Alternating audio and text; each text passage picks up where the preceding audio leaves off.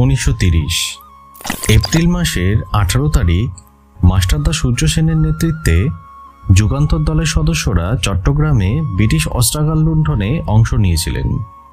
যুগান্তর দলের একজন গুরুত্বপূর্ণ সদস্য ছিলেন বিপ্লবী অম্বিকা চক্রবর্তী। এই অভিযানে তিনি একদল বিপ্লবীদের নেতৃত্ব দিয়েছিলেন, যারা চট্টগ্রামের সমস্ত যোগাযোগ ব্যবস্থা ধ্বংস করে দিয়েছিল।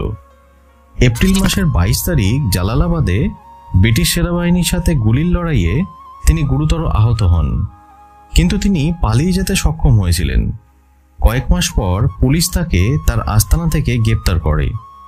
প্রথমে তার মৃত্যুদণ্ডের আদেশ হয়েছিল, পরে সাজা পরিবর্তন করে যাবজ্জীবন কারাদণ্ডের আদেশ কার্যকর করা হয় এবং তাকে পোর্ট ব্লেয়ারের সেলুলার জেলে প্রেরণ করা হয়।